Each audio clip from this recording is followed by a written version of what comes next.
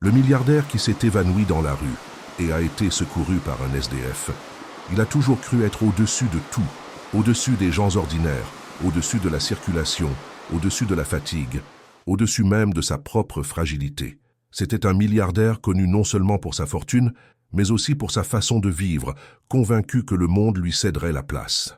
Son nom était à la une des journaux, son image circulait sur les réseaux sociaux et chacun de ses gestes était suivi de regards mêlés d'envie et d'admiration. Mais ce jour-là, la vie a décidé de lui rappeler ce qu'il n'avait jamais voulu voir, que tout le monde, sans exception, saigne, tombe, s'évanouit. C'était la fin de l'après-midi. La ville grouillait de klaxons, de pas précipités et de vendeurs criant au coin des rues. Le milliardaire venait de quitter une réunion épuisante où il avait une fois de plus prouvé à ses partenaires que sa parole était définitive. Il se sentait maître de la situation, mais son corps lui envoyait des signaux qu'il ignorait obstinément. Vertige, palpitations, essoufflement. Il pensait que c'était juste du stress, rien qu'un verre de whisky plus tard ne puisse apaiser.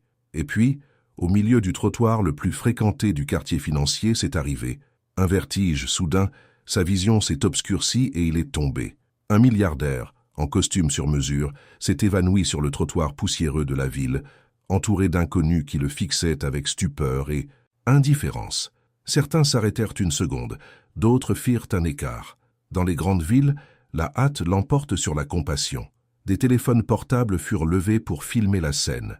Des commentaires fusèrent. Est-il ivre? Ce doit être un homme riche, malade de tout ce luxe. Appelez une ambulance tout de suite. Mais personne ne s'approcha. Personne n'osa toucher, jusqu'à ce qu'une silhouette s'ébranle dans un coin. C'était un homme aux vêtements usés, à la barbe, hirsute et au teint brûlé par le soleil. Un sans-abri, le genre d'homme invisible que la plupart des gens préfèrent éviter en traversant la rue. Il portait un sac de canettes, des tongs usés et l'air las de quelqu'un qui a tout vu. Lorsqu'il aperçut le corps étendu, il n'hésita pas. Il laissa tomber le sac, courut s'agenouiller à côté du milliardaire. Pendant que les autres filmaient, il vérifia sa respiration, desserra sa cravate et souleva la tête de l'homme pour qu'il ne suffoque pas. Sa voix rauque résonna. « Hé, respire, mec, ça va aller. Tu ne vas pas mourir ici. » Et c'est là que je veux que vous soyez attentifs. Car cette scène, si simple, a une puissance immense. Combien de fois avons-nous croisé quelqu'un de déchu, quelqu'un en difficulté en pensant « ce n'est pas mon problème ». Combien de fois avons-nous été comme la foule, téléphone portable à la main, l'âme distante. Mais à ce moment-là, ceux qui ont agi n'étaient pas ceux qui possédaient des biens ou un statut. C'étaient ceux qui n'avaient rien. Le milliardaire ouvrit les yeux quelques secondes. Il vit le visage balafré de l'homme, huma la forte odeur de la rue mêlée à la sueur, et, pour la première fois de sa vie, éprouva un sentiment qu'il n'avait jamais connu, la dépendance. Lui, habitué à commander chez des médecins privés, à être protégé par des agents de sécurité, se retrouvait maintenant là, vulnérable, soutenu par quelqu'un qu'il n'aurait jamais remarqué s'il avait marché sur le même trottoir. L'ambulance était retardée. La circulation, le chaos de la ville, tout s'opposait à la vitesse. Alors le sans-abri prit une décision. Il souleva péniblement le milliardaire, le porta sur ses épaules et commença à le traîner vers le coin où il savait qu'il y avait une petite clinique populaire. Les voitures klaxonnaient, les gens le dévisageaient, mais personne ne l'aidait. Seul cet homme simple, sans nom connu, portait le poids de l'un des hommes les plus riches du pays, comme s'il était un « frère ».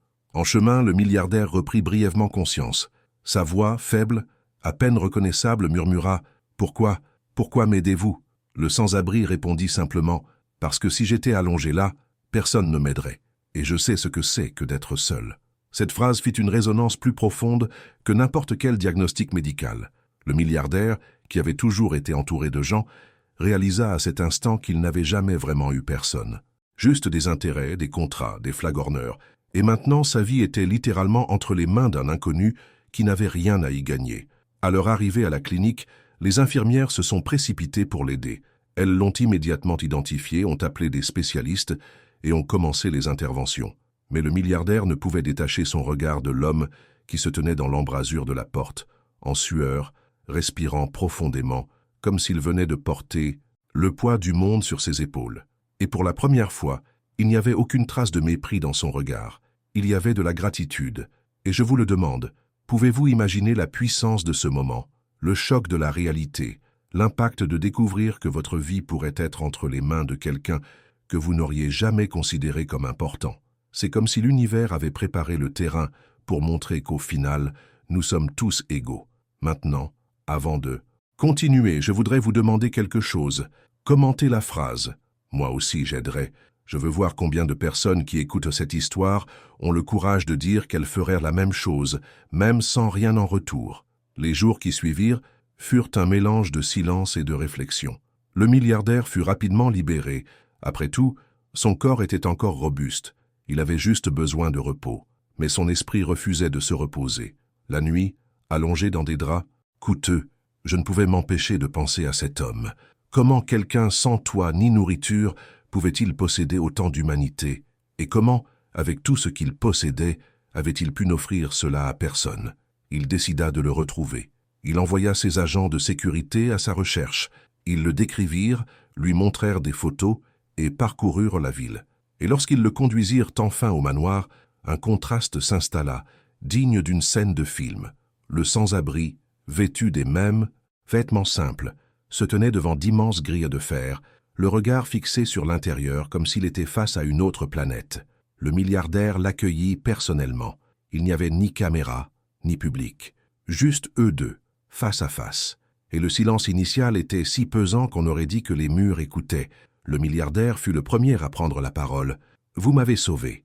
Je ne sais pas comment vous remercier. » Le sans-abri, d'une voix calme, répondit « Pas besoin de vous remercier. Je l'ai fait parce que c'était la bonne chose à faire. » Et c'est là toute la différence.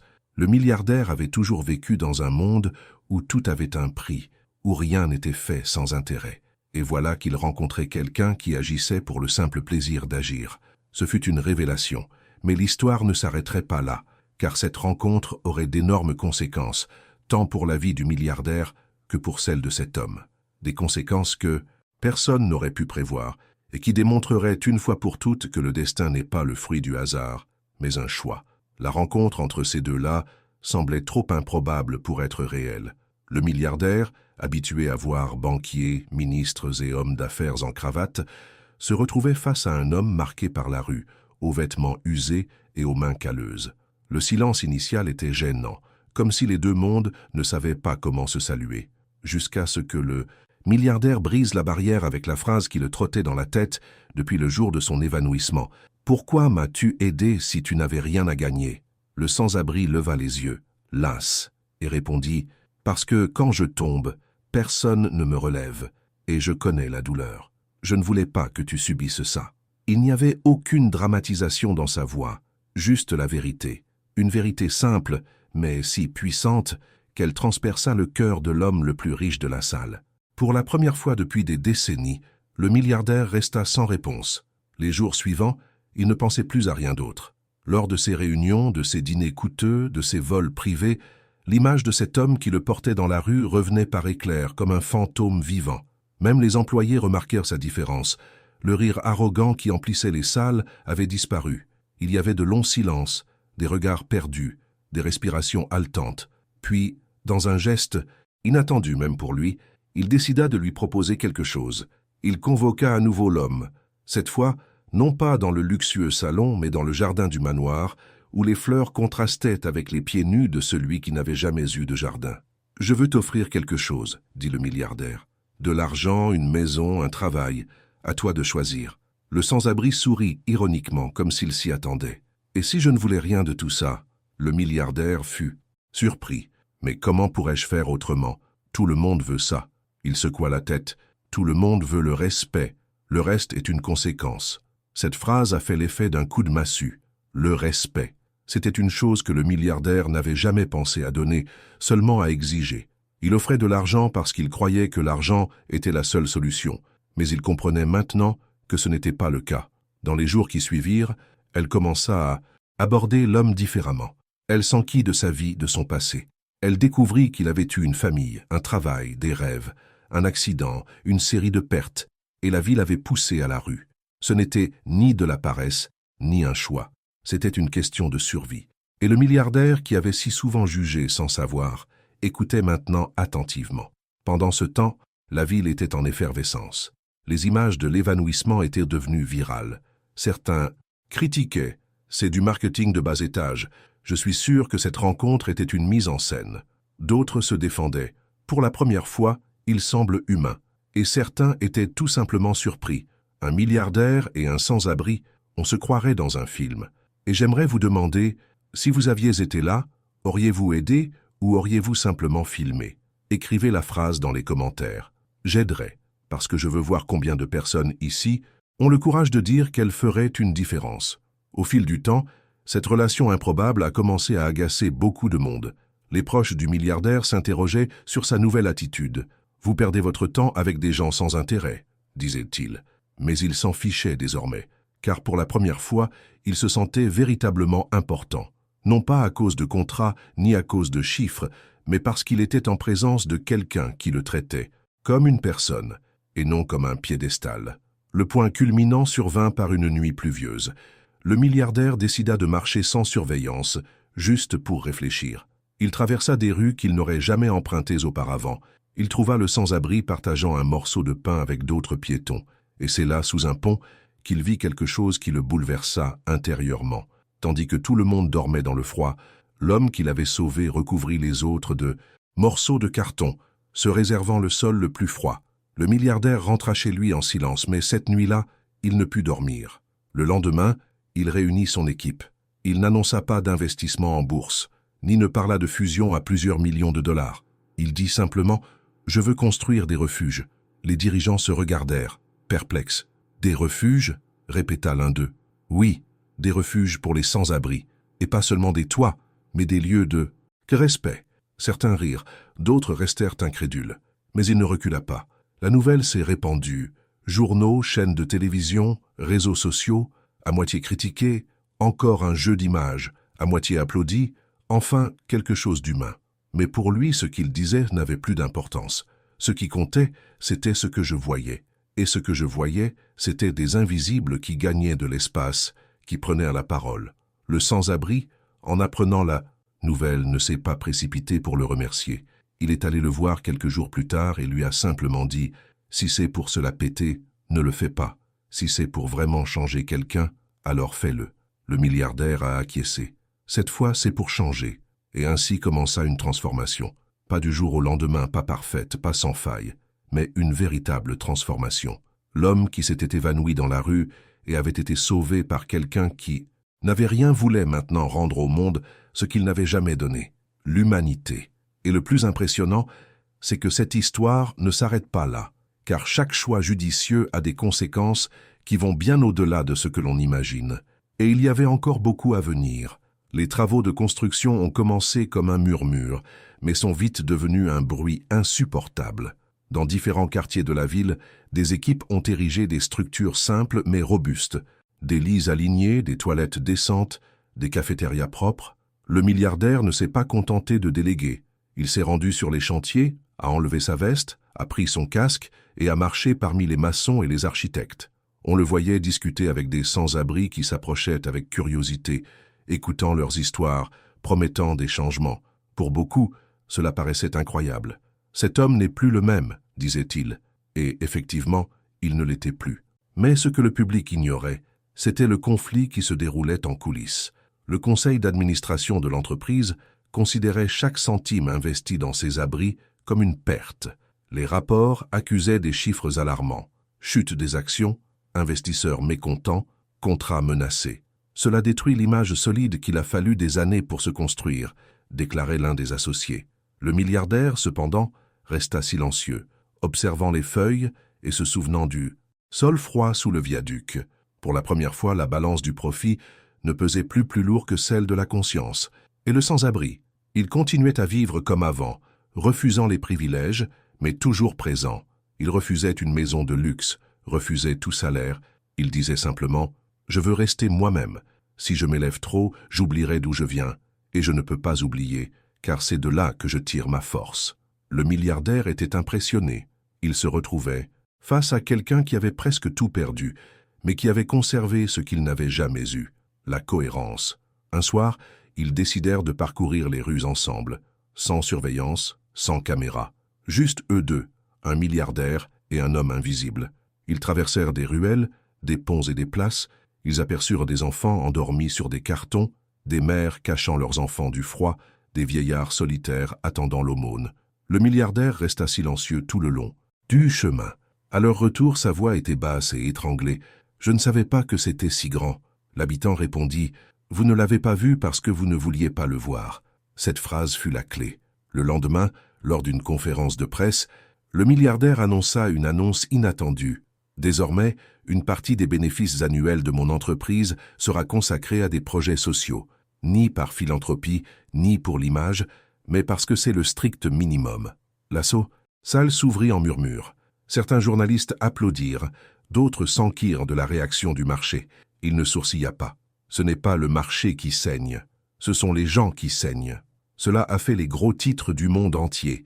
Les critiques ont parlé de populisme, les admirateurs ont parlé de révolution. Mais pour lui, cela n'avait aucune importance. Le véritable impact résidait dans les yeux de ceux qui avaient enfin un endroit où dormir. Mais tout n'était pas rose. Le pouvoir n'accepte jamais une contestation sans riposter. Des directeurs en colère se sont ligués et ont conspiré pour le destituer. Ils ont monté des dossiers, fabriqué des accusations et tenté de le présenter comme irresponsable. Et, au plus fort de la crise, un coup inattendu est arrivé. Une plainte anonyme a accusé les refuges d'être une couverture pour le blanchiment d'argent. La nouvelle a fait la une des journaux et les autorités ont ouvert une enquête. En quelques jours, l'image qu'ils tentaient de reconstruire est devenue la cible d'attaques féroces. Et puis on se demande comment quelqu'un qui a passé sa vie à contrôler les récits peut-il faire face quand il perd le contrôle. Le milliardaire sentit le sol trembler à nouveau, non pas de vertige mais de peur. Il était sur le point d'être détruit par ce qui lui avait enfin permis de se sentir humain. C'est le sans-abri qui le soutint à ce moment-là. De quoi as-tu peur? Que vont-ils penser? Que vas-tu perdre? J'ai tout perdu et je suis toujours là. On ne perd que si on abandonne. Le milliardaire ferma les yeux, laissant ces mots résonner. Il réalisa que, pour la première fois, quelqu'un lui parlait sans intérêt, sans peur, sans flatterie. Et c'est ce qui le maintint en vie. Au fil de l'enquête, il continua de visiter les refuges. Il trouva des gens qui étudiaient, apprenaient à écrire, rêvaient à nouveau. Un soir, une fille le serra dans ses bras et lui dit « Merci de m'avoir offert un lit ». Cela suffisait à lui rappeler pourquoi il était là. La pression montait. Des gros titres violents, des partenaires qui l'abandonnaient, des amis qui s'éloignaient. Mais quelque chose en lui grandissait, une nouvelle identité. Il n'était plus seulement le milliardaire tombé à la rue, il était l'homme qui se levait pour défendre l'invisible. Et c'est ici que je souhaite attirer votre attention, car l'histoire qui semblait avoir atteint son apogée ne faisait que commencer.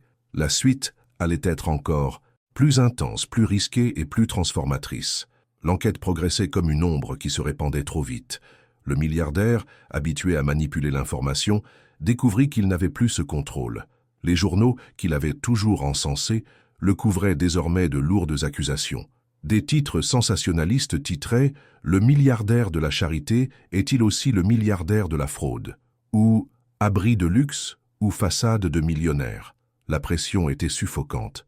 Au sein de l'entreprise, la révolte grandissait. Des associés de longue date profitèrent de la crise pour tenter de l'évincer.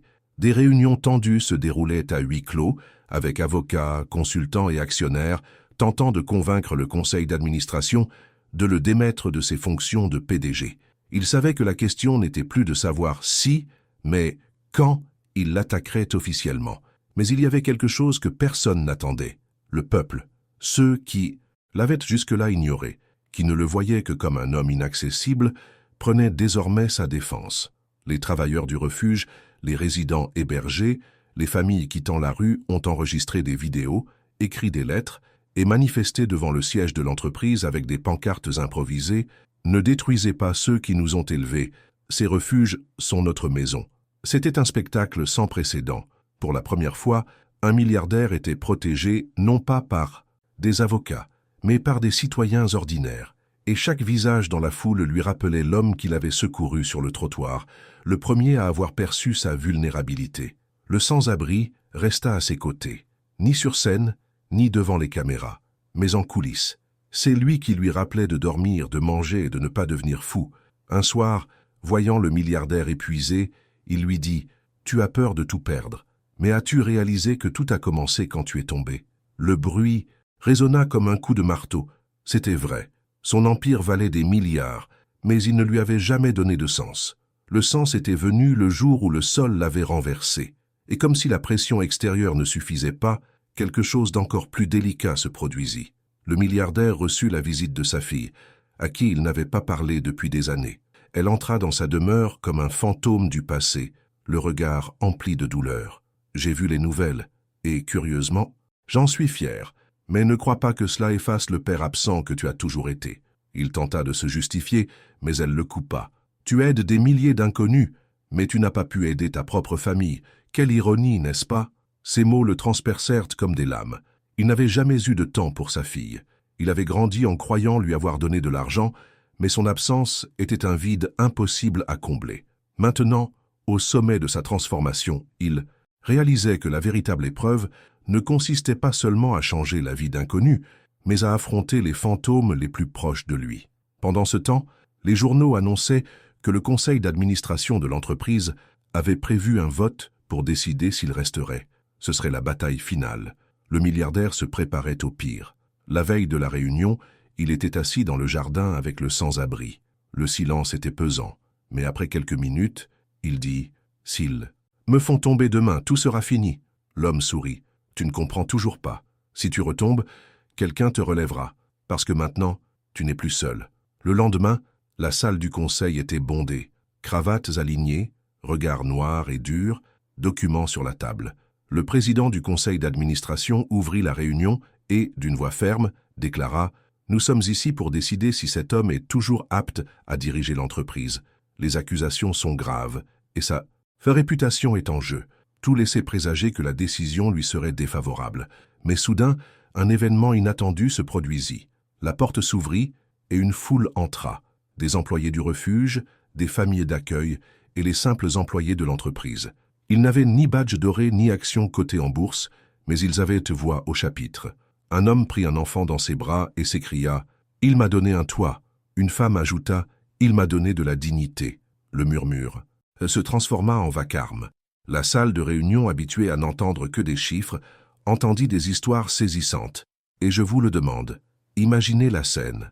Des hommes en cravate, détenteurs de millions en valeur mobilière, réduits au silence par des gens simples, avec des mots qu'aucune somme d'argent ne peut acheter.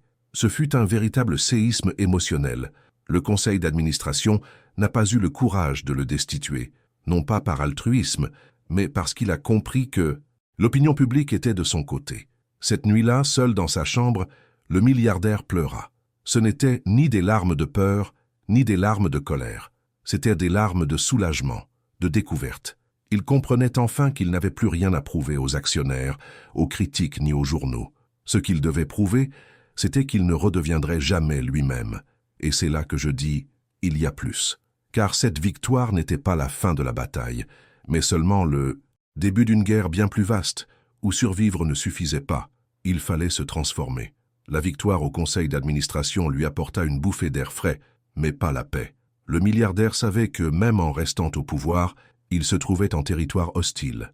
La moitié du conseil d'administration espérait sa chute, les journaux continuaient de spéculer et les investisseurs le considéraient comme un risque ambulant. Mais, à l'extérieur, quelque chose grandissait, la confiance des citoyens ordinaires. Chaque nouvel abri ouvert était un cri de résistance aux attaques. Chaque histoire de quelqu'un quittant la rue était une réaction plus forte que n'importe quel titre. Le sans-abri, jusque-là discret, commença à attirer l'attention. On voulait connaître son nom, son histoire et comment il avait contribué à la transformation de l'un des hommes les plus riches du pays. Il évitait les interviews et les caméras, mais il ne pouvait échapper au regard se reconnaissant de ceux qui l'abordaient. Un enfant le qualifia de héros, et lui, gêné, se contenta de sourire. « J'ai simplement fait ce que tout le monde devrait faire. » Mais tout le monde ne l'entendait pas de cette oreille. La popularité croissante du milliardaire inquiétait ceux qui profitaient de la pauvreté. Les groupes qui contrôlaient certains quartiers de la ville exploitaient les sans-abri comme main-d'œuvre bon marché ou comme masses invisibles. Les nouveaux refuges menaçaient ses intérêts. Des rumeurs circulaient selon lesquelles des personnalités influentes complotaient contre lui, non seulement dans le monde des affaires, mais aussi dans l'ombre de la ville. Un soir, de retour d'une visite dans un refuge, le milliardaire sentit une certaine tension dans l'air. Sa voiture était bloquée dans une rue sombre. Des hommes masqués s'approchèrent, frappèrent aux vitres et proférèrent des menaces. Les agents de sécurité réagirent, mais il comprit le message. Il l'avertissait que la transformation avait un prix. Le lendemain matin, il retrouva son équipe. « Ils veulent m'arrêter », dit-il en regardant droit devant lui. Le sans-abri, assis dans un coin de la pièce, répondit sans hésiter. « Alors fais plus de bruit. Quand ils veulent te faire taire, c'est que tu dis ce qu'il faut. » Le courage simple de cette phrase enflamma la pièce. Et il a fait plus encore. Il a créé une fondation indépendante pour gérer les refuges, distincte de l'entreprise, et à l'abri des manœuvres du conseil d'administration. Il a fait don d'une partie de sa fortune personnelle pour garantir que, même s'il perdait tout, les projets perdureraient. Ce geste radical a surpris ses alliés et accru la fureur de ses ennemis. Pendant ce temps, sa relation avec sa fille commençait à se reconstruire. Petit à petit, les conversations auparavant froides devinrent plus humaines. Un dîner silencieux se transforma en une nuit de souvenirs.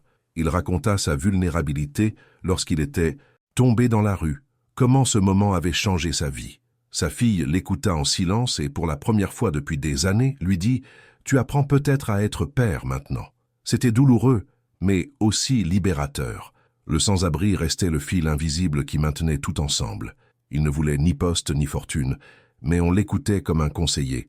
Lors des réunions importantes, où tout le monde criait des chiffres, il prononçait des phrases courtes qui avaient plus de sans que des pages de rapport. Un abri sans respect n'est qu'un toit. Ceux qui se nourrissent la bouche sans écouter leur cœur ne font que remplir leur estomac. Ils ne changent pas de vie. Des mots simples, mais qui réduisaient la salle au silence. La transformation s'est répandue. D'autres entreprises ont commencé à copier l'idée, certaines par souci d'image, d'autres sous la pression de l'opinion publique. Le milliardaire s'en fichait. Même si c'est par vanité, ça servira quand même. À quelqu'un, disait-il. Mais au fond, je savais que l'essentiel résidait dans l'exemple. Puis vint le deuxième effondrement majeur. Une crise financière internationale secoua les marchés. Les investisseurs s'enfuirent, les actions s'effondrèrent, les contrats s'évaporèrent. Son entreprise était en pleine crise. Les conseillers reprirent la parole, affirmant qu'il était temps de réduire les dépenses inutiles, les refuges. Il se leva, les regarda un par un et dit « Si vous supprimez les refuges, je retire mon nom de la présidence. » Le risque était énorme, mais il ne céda pas. Dehors, la population a réagi. Des manifestations ont éclaté, non pas contre lui, mais en sa faveur. Des affiches ont envahi les rues. Ne touchez pas aux abris. Il nous a donné un toit au-dessus de nos têtes. Maintenant, nous allons nous donner une voix. C'était comme si une alliance invisible s'était formée. L'homme le plus riche et le plus pauvre, côte à côte, face aux mêmes ennemis. Et c'est là que je veux que vous vous arrêtiez et réfléchissiez avec moi. Qui aurait cru qu'un évanouissement sur le trottoir, chose si banale et si humaine, pourrait devenir l'étincelle d'une révolution silencieuse? Qui aurait cru qu'un homme habitué à regarder en bas serait élevé par quelqu'un qui vivait d'en bas? C'est la preuve que rien n'est trop petit pour tout changer. Mais ne vous y trompez pas, le moment le plus dur restait à venir, celui qui mettrait à l'épreuve non seulement la fortune du milliardaire, mais aussi son âme. Car changer le monde ne se fait pas sans que le monde essaie de vous briser. Et cette confrontation finale se rapprochait de plus en plus. Les semaines qui ont suivi la crise financière ont été une véritable épreuve du feu. Le milliardaire dormait mal, ne mangeait plus comme avant, mais il refusait que les refuges soient sacrifiés au nom des graphiques et des rapports. Ses partenaires ont tout tenté, pression juridique, campagne de presse, chantage voilé. Il semblait seul face à une armée invisible. Mais il ne l'était pas, car derrière ces chambres luxueuses, une foule croyait en lui. Des gens simples, qui avaient désormais un lit, un repas, une chance. Il ne parlait pas le langage des chiffres, mais celui de la vie, et c'est cette voix qui le soutenait. Un soir, épuisé, il retrouva le sans-abri. Ils étaient assis sur un banc, loin des caméras, loin des réunions. Le milliardaire lui confia « Je ne sais pas si je vais y arriver. Ils veulent me détruire. » L'autre homme répondit calmement « Tu es déjà tombé une fois. Et tu te souviens? On t'a soulevé. Si tu retombes, la même chose se reproduira. Car maintenant, tu ne portes plus seulement ta vie, tu portes la nôtre. » Le milliardaire prit une grande inspiration. Ce n'était pas une promesse en l'air, c'était la vérité la plus concrète qu'il ait jamais entendue. Le lendemain, une nouvelle inattendue éclata. L'un des plus grands magazines du monde avait publié un article à sa une. L'article ne traitait ni de fraude ni de crise, il parlait de transformation. Il racontait l'histoire de cet homme qui s'était évanoui dans la rue et avait été secouru par un sans-abri, et comment cet épisode avait changé à jamais sa vision du monde. Il montrait des photos de refuge, des témoignages de famille, des histoires vraies de vie reconstruite. Pour la première fois, le récit n'était pas écrit par des avocats ou des conseillers, mais par les voix de ceux touchés par sa décision. L'impact fut immédiat. Alors que les critiques continuèrent de l'attaquer, l'opinion publique bascula en sa faveur. Les réseaux sociaux furent inondés de messages de soutien, des vidéos de citoyens ordinaires, accompagnées de phrases comme « J'ai quitté la rue grâce à lui, il nous a donné de la dignité, s'ils nous font tomber, ils nous font tous tomber ». C'était comme si le pays tout entier avait pris conscience de l'importance de ce qui se passait. Mais en coulisses, le danger ne faisait que croître. Des groupes puissants, qui avaient perdu influence et argent à cause des refuges, décidèrent qu'il était temps de jouer les malhonnêtes. Une attaque fut planifiée. Un après-midi pluvieux, alors que le milliardaire visitait l'un des nouveaux logements, une voiture fonça dans la foule qui l'accueillait. Ce fut le sans-abri qui comprit le premier. D'un réflexe instinctif, il poussa le milliardaire sur le côté, le sauvant de justesse d'une collision mortelle. La voiture démarra à toute vitesse, semant le chaos et la panique. La scène s'est déroulée à la télévision, sur les chaînes de télévision, dans le monde entier. Les gros titres criaient « Tentative d'attaque contre un milliardaire du secteur du logement ». Mais une fois de plus, l'image qui restait était différente, celle d'un homme simple, vêtu de vêtements usés, risquant sa vie pour sauver celui qu'il avait déjà sauvé. Le contraste était si fort, si humain, que même ses plus grands ennemis ne pouvaient que le déformer. Après la frayeur, dans le silence de la nuit, le milliardaire demanda « Pourquoi me sauves-tu toujours ?» Le résident sourit « Parce que tu n'as pas encore fini ton travail. » Le milliardaire resta sans voix. Il se sentait petit face à la grandeur invisible de cet homme. Les attaques ne cessèrent pas, mais elles commencèrent à perdre de leur intensité. À chaque tentative de destruction, une nouvelle vague de soutien populaire émergea. Des citoyens ordinaires, des célébrités et même des concurrents commencèrent à exprimer leur soutien. Le milliardaire, toujours détesté pour sa froideur, était désormais perçu comme investi d'une mission. Et cette mission n'était pas de sauver son image ou ses milliards. Il s'agissait de sauver des gens que personne n'avait vus venir auparavant. L'un des moments les plus émouvants s'est produit lors d'une assemblée publique, retransmise en direct. Le milliardaire était appelé à se défendre contre des accusations de mauvaise gestion. On s'attendait à ce qu'il vacille, qu'il cède.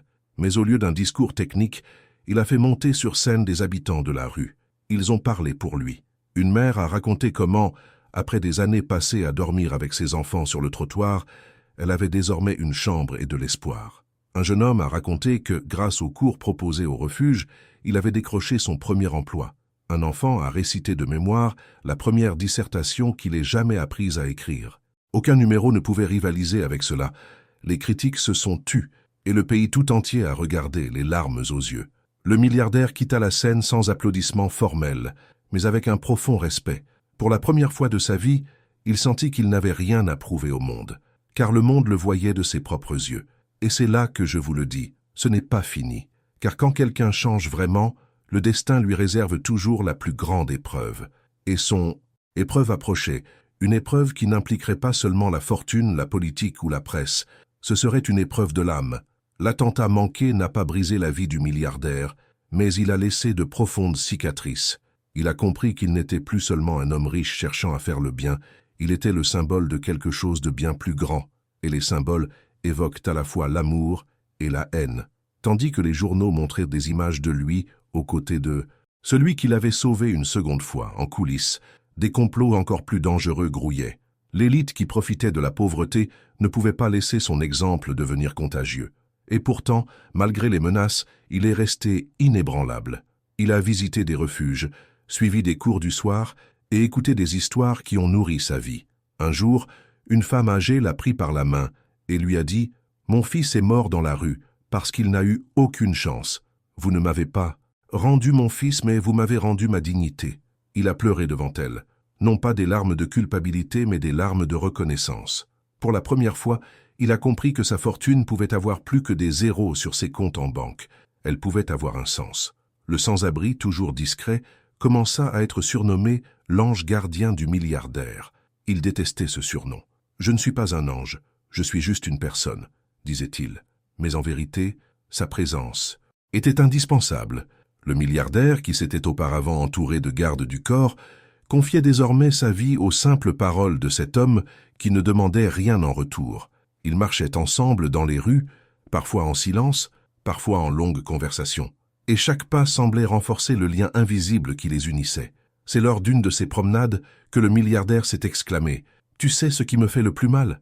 De réaliser que j'ai dû tomber pour comprendre. La vie. J'avais tout, mais c'était vide. Tu n'as rien, mais tu as tout ce que j'ai cherché toute ma vie. » L'autre homme sourit légèrement. C'est parce que ce qui a de la valeur ne s'achète pas. On ne peut que le vivre. Pendant ce temps, la crise internationale faisait toujours rage. Son entreprise était en difficulté, mais il refusait de supprimer les abris. Les membres du conseil d'administration criaient, les investisseurs insistaient, mais il restait ferme. La population le constatait, et sa confiance en lui grandissait. Des manifestations spontanées éclatèrent, non seulement aux portes de l'entreprise, mais dans plusieurs villes. Les gens portèrent des pancartes avec une phrase simple qui devint sa devise. « S'il tombe, nous nous relevons ». Mais l'épreuve finale approchait. Un nouvel acte d'accusation encore plus virulent fut fabriqué. De faux documents apparurent, l'accusant d'avoir détourné des fonds de sa propre fondation. C'était un coup tordu, mais puissant. Les gros titres fusèrent avec des titres cinglants. Le héros est-il un méchant? Une charité d'1 milliard de dollars ou une fraude d'1 milliard de dollars? L'opinion publique était divisée. Certains croyaient, d'autres défendaient, mais le poids du doute était étouffant. Cette nuit-là, le milliardaire a failli craquer. Il s'est enfermé dans son bureau, a éteint les lumières et est resté silencieux. Le sans-abri est entré sans frapper, s'est assis par terre à côté de sa chaise et a simplement « Ça dit que tu ne peux pas abandonner. Ils veulent que tu abandonnes, mais tu ne peux pas. » Le milliardaire, la voix brisée, a répondu « Et s'il gagne? Et si je perds tout ?» L'homme a souri. « Si tu perds tout, tu auras toujours quelque chose que tu n'as jamais eu. Nous. » Ces mots résonnèrent comme un coup de tonnerre dans sa poitrine. Pour la première fois, il comprit que ce n'était plus une question de fortune, mais de ce qu'il construisait. Quelques jours plus tard, l'audience publique qui allait décider de son sort arriva. La salle était pleine à craquer, politiciens, hommes d'affaires, journalistes et badauds. Le milliardaire se leva pour prendre la parole, mais au lieu de se défendre avec des documents, il apporta avec lui une multitude de voix. Des gens ordinaires, des habitants qui avaient désormais un toit, des jeunes qui étudiaient, des mères qui nourrissaient leurs enfants en toute sécurité. Un par un, ils s'exprimèrent, non pas pour des chiffres, ni pour des contrats, mais pour des vies. Le tribunal ne savait pas comment réagir. Habitué à voir des avocats en costume coûteux, il n'avait jamais vu des gens ordinaires parler avec autant de force. L'accusation s'effondra face à cela. Il était impossible de croire que quelqu'un qui avait changé tant de vies les volait. Et le milliardaire, lorsqu'il a finalement pris la parole, n'a pas parlé de lui. Il a simplement dit « S'ils me prennent ce que je veux, ce n'est pas grave. Mais ne le leur prenez pas. Ne leur prenez pas ce qui leur revient déjà de droit, leur dignité. » Le silence qui suivit fut de mort. Puis, peu à peu, les applaudissements commencèrent à résonner. D'abord timides, puis tonitruants. L'audience se termina non par une condamnation, mais par un cri collectif. La dignité n'est pas à vendre. En partant, le milliardaire leva les yeux au ciel et murmura « Je ne suis pas tombé en vain ». Le sans-abri à côté de lui ajouta « Et ce n'est pas fini ». Après l'audience, la vie n'a plus jamais été la même. Le milliardaire, qui n'était auparavant qu'un symbole de richesse, était devenu le symbole de quelque chose de bien plus grand. La preuve vivante que même les puissants peuvent changer et que la voix de l'invisible peut faire taire les cris les plus arrogants. La ville le voyait différemment.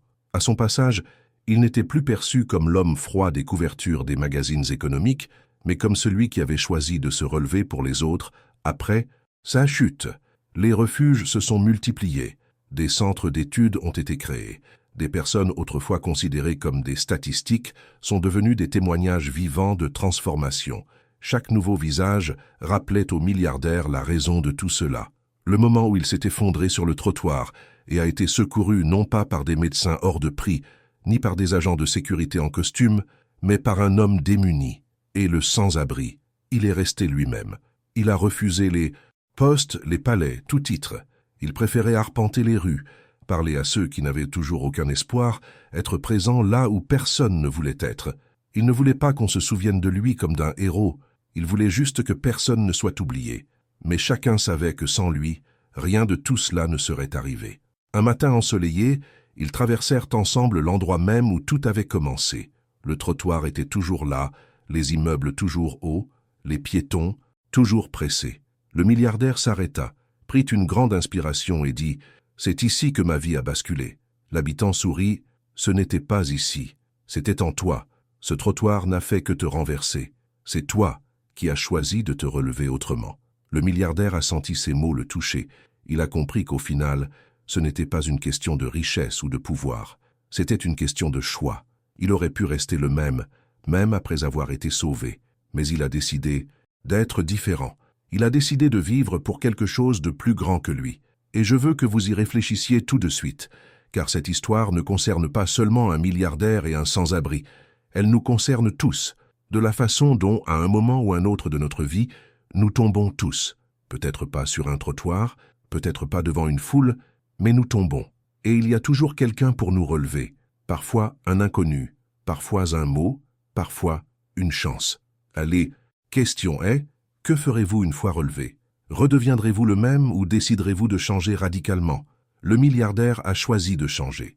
Il a choisi de transformer l'échec en héritage, la fragilité en force, l'égoïsme en compassion. Et ce choix a résonné plus fort que toute la fortune qu'il avait jamais possédée. Alors, si vous êtes arrivé jusqu'ici, je vous invite à faire quelque chose.